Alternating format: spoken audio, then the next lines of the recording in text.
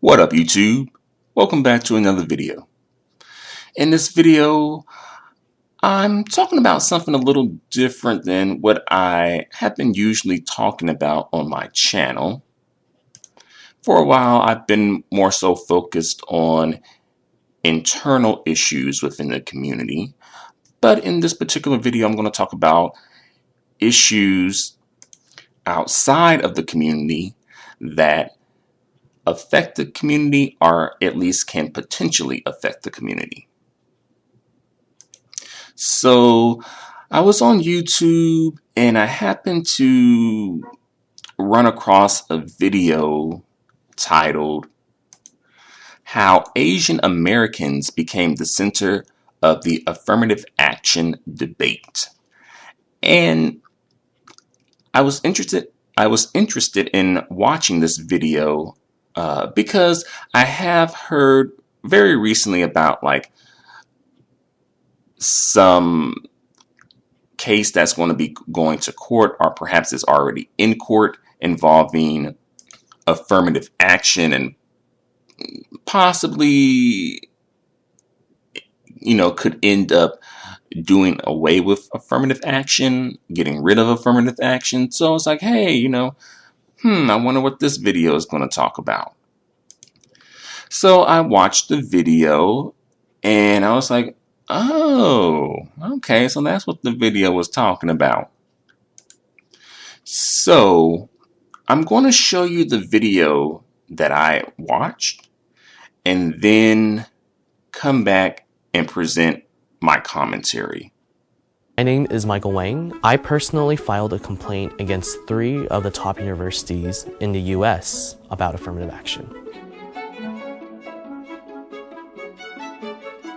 The fear of not going to an Ivy League at that point is I was wondering who would know my school if I don't attend an Ivy League. When I'm going to an employer into an interview and they're asking me, what school did you go to? And they don't recognize the school, there was a fear in my head that I'd had to explain myself more, that I'd have to prove myself more. And I think me being an Asian American already, I already have so much I need to prove. I don't want to have more to prove that I'm capable at that point. Ivy Leagues are notorious for their hyperselectivity and low acceptance rates of just 4 to 10% annually. Since the 1970s, students and education reform activists have alleged that universities use unfair admissions practices, particularly around how they consider race. Affirmative action, or race-conscious admissions policies, was put in place after the 1964 Civil Rights Act in an effort to integrate populations that had been historically excluded. Affirmative action, with the power of the federal government behind it, was able to encourage institutions to begin to show from year to year that they are enrolling African American students in particular. This created unprecedented education and employment opportunities for marginalized ethnic communities, and studies published in the early 1990s also indicated white women were benefiting from affirmative action the most. Race-conscious admissions made a huge difference, especially for the most selective institutions. Affirmative action has been a battleground topic since the 1970s and underwent reform due to several landmark federal court cases. The first case was filed against University of Washington Law School by a white student who was rejected and claimed the university prioritized less qualified students of color. Similar lawsuits filed by white students followed in 1978, 2003, and 2016, resulting in the Supreme Court ruling, which upholds that race can be kept as one of many factors, but not used as a quota system.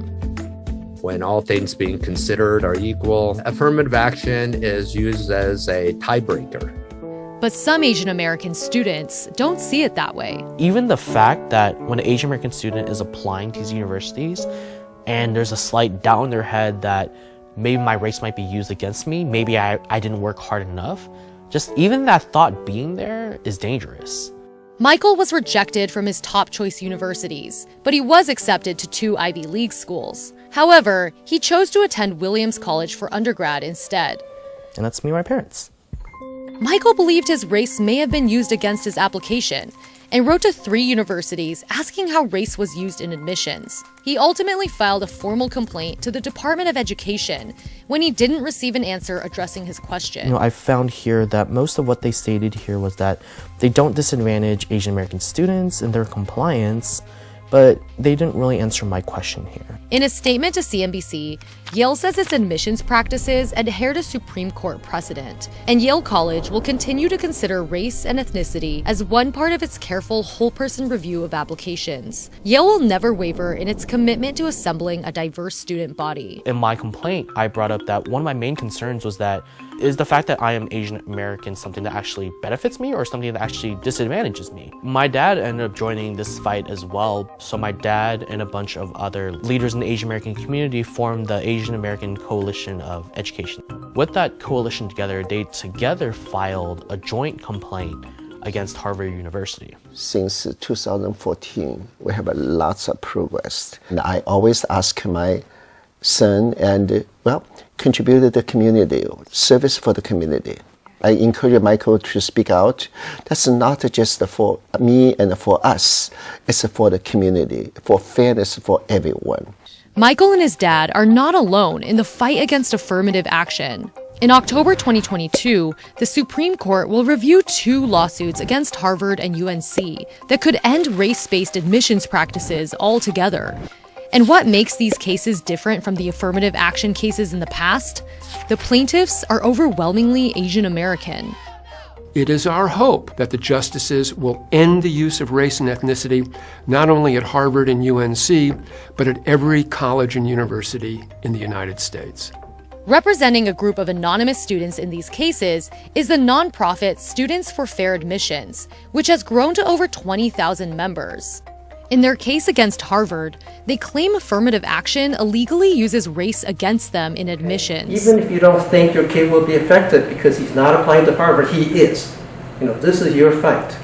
So sign up to be members of that. Asian Americans have the highest grades, SATs, and the most fulsome extracurricular activities. But they are downgraded. They're given demerits on their personality by Harvard's admissions officers. They are deemed less likable, less courageous, less honest, have fewer leadership capabilities. Harvard denies discrimination in its admissions process.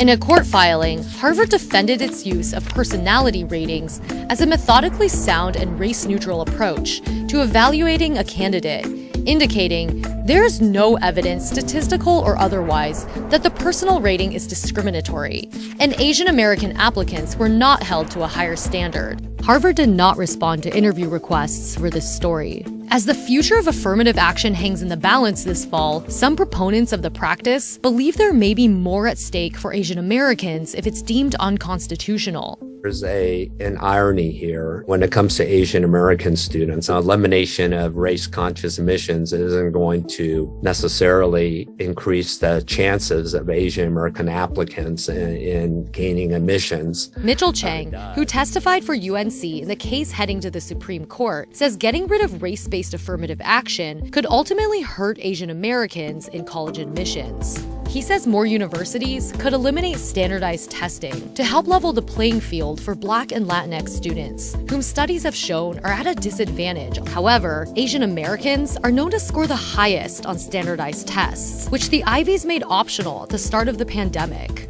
In the long run, when you eliminate race-conscious admissions, we may also be eliminating strongest aspects of an application from an Asian American applicant, especially from an immigrant population. So what should colleges and universities use to level the playing field for all students of color?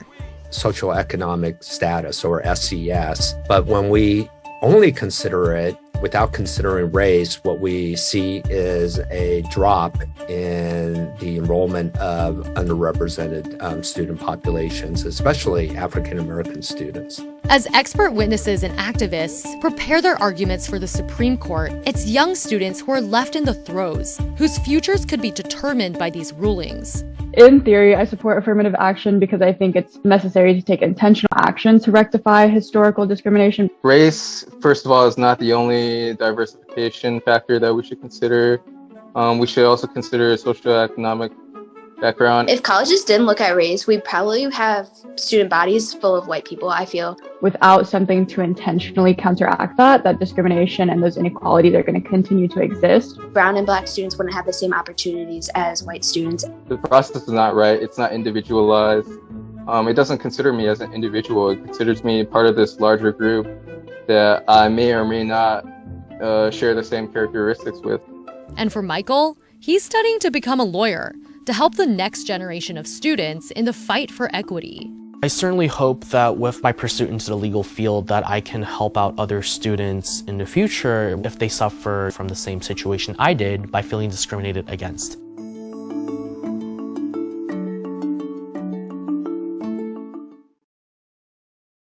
All right, so that's the video. And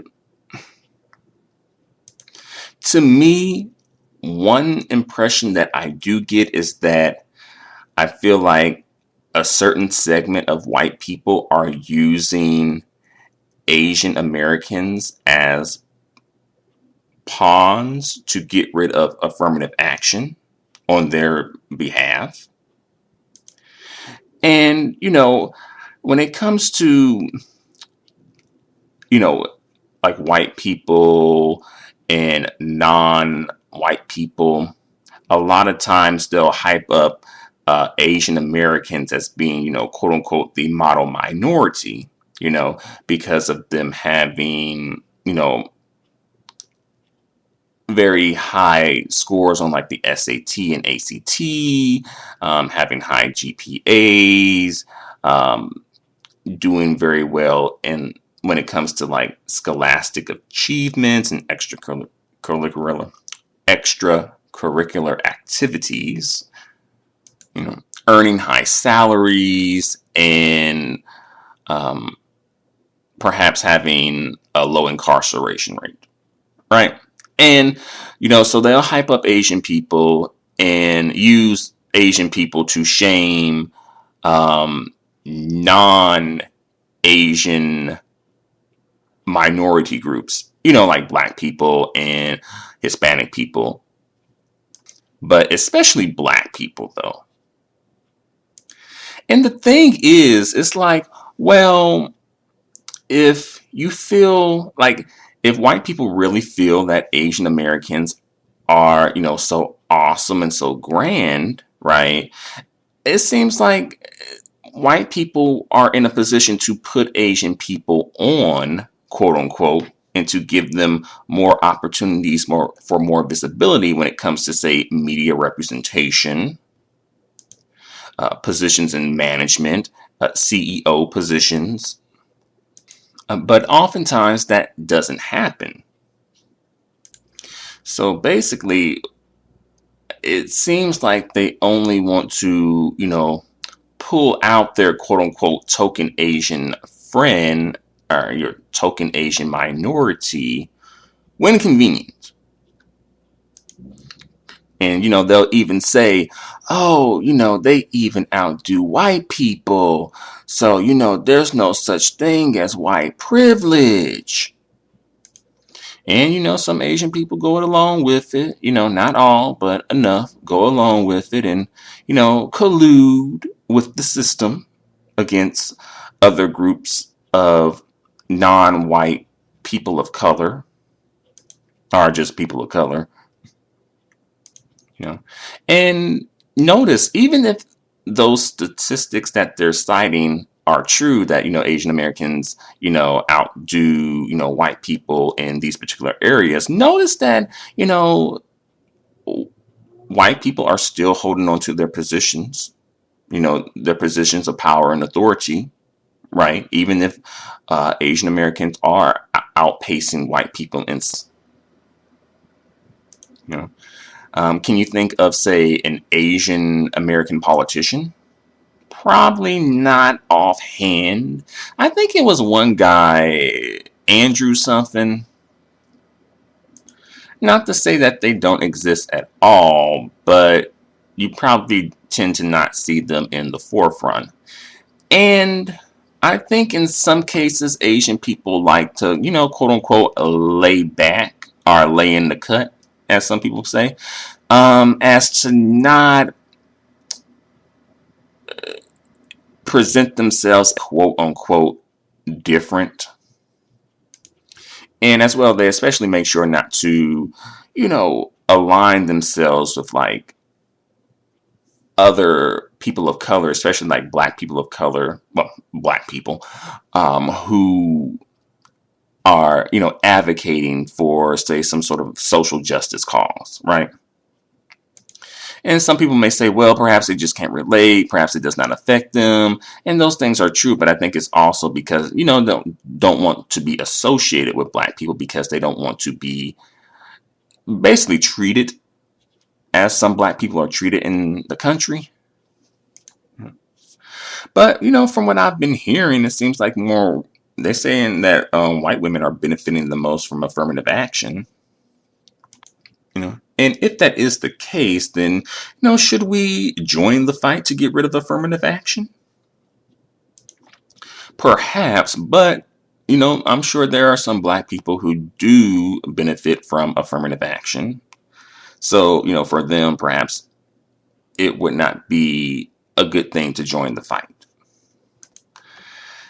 And in the video, Michael, the guy who was speaking and talking about, how he applied to assumably 5 different Ivy League universities and was only accepted to 2. I do feel like there's like a low key or even maybe a high key sense of entitlement. I mean, you did get into 2 Ivy League schools. What makes him think that he was, deserving of being admitted to the schools, like all 5 schools that were Ivy League schools that he applied for? And also, there is an assumption here of him that he's making that, because I didn't get into these particular Ivy League schools, it must have been because of, affirmative action. They must have gave it to, those, other people over there instead of me. So, making the assumption that, it must have been because of this black person or perhaps Hispanic person, and them, the college wanting to admit them, and assuming that they don't have the grades and the qualifications to enter the college on their own without affirmative action. Even though I'm pretty sure that majority white people are on the staff who decide who's admitted to their Ivy League university. Like, for some reason, I feel like the admissions office is probably majority white people in these Ivy League universities. And also notice that when it comes to racial representation within these Ivy League universities, white people have the largest amount of representation. Black people tend to have the least amount of representation. Asian people have the second amount of representation in Ivy League universities. So I do find it a bit weird that people are often other groups of people, are very concerned about the little bit that black people do have and are very much like, oh no, you can't have that. That's supposed to be for everybody. While white people on the other hand have like a lot of, right? A whole lot of, right? And, people ain't really going after that. They don't want that, right? They want the little bit that black people have, but not the whole lot of that white people have. And something else that came up, particularly in the comments section, was legacy admissions, right? Some people are able to get into these Ivy League schools because their family has a legacy. Like, perhaps their father went there, their grandfather went there, their great-grandfather went there, perhaps their mother, their family of some kind, right? And as far as I know, I don't think they publish those statistics on, the amount of legacy admissions that they accept versus non-legacy admissions, at least not publicly, at least not from what I know. If they do, please let me know in the comments section. But some people brought this up in the comments section saying, well, hey, why not, address legacy admissions as well? Which I do think, that is worth addressing. If we're going to be addressing affirmative action, then we should be addressing legacy admissions, because in a way that could be considered some form of affirmative action. And by the way, which racial group do you think is benefiting the most from legacy admissions?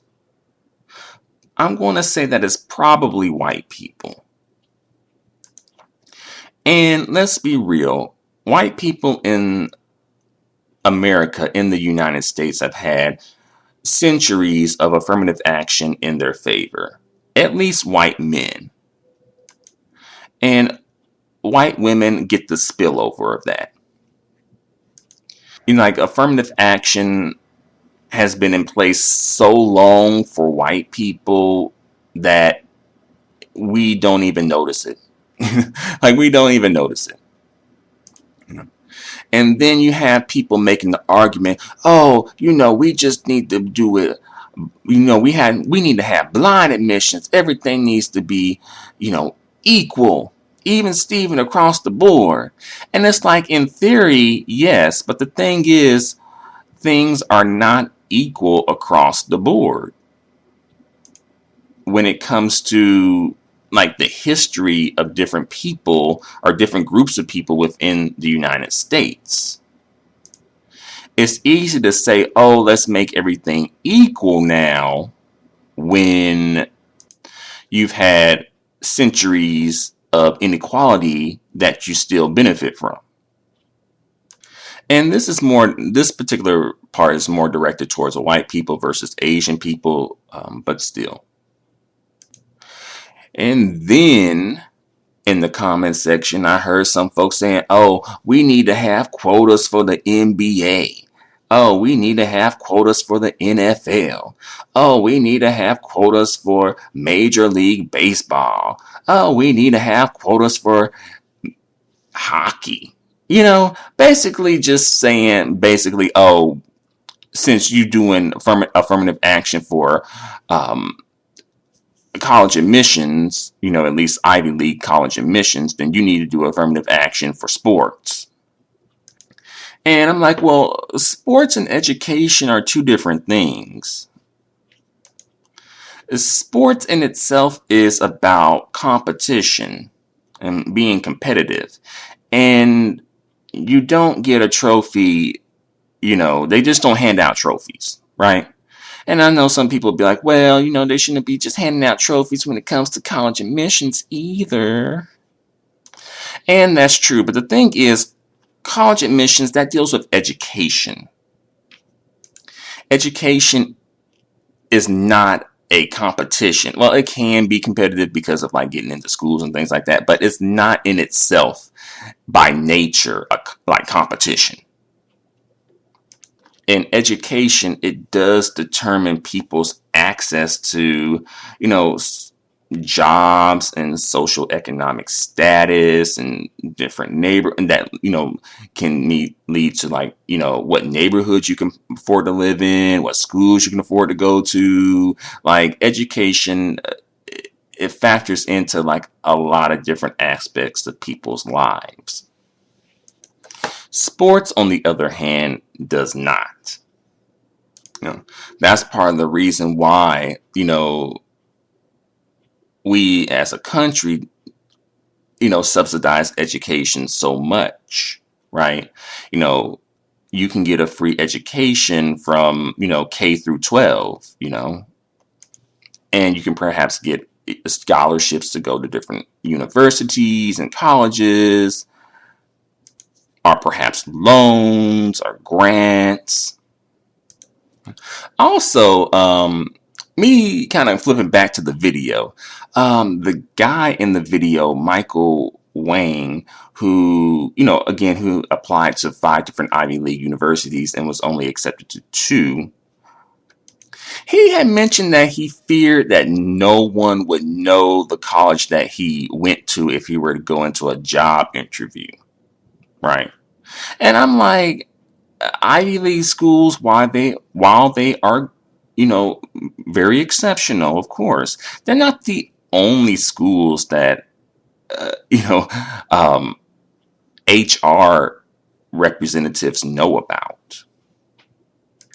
And as well, like, he was accepted to 2 Ivy League universities. Why not attend one of those universities that you were accepted to?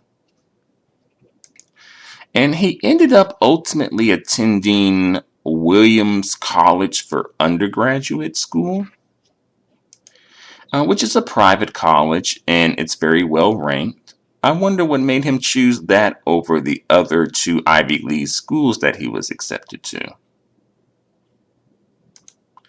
He might have even gotten a nice scholarship from Williams College. If he did, of course, they probably wouldn't mention that in the video because it would kind of not fit into the narrative that they're trying to display with the video. But I'm going to bring this video to a close. I don't want to go on for too long.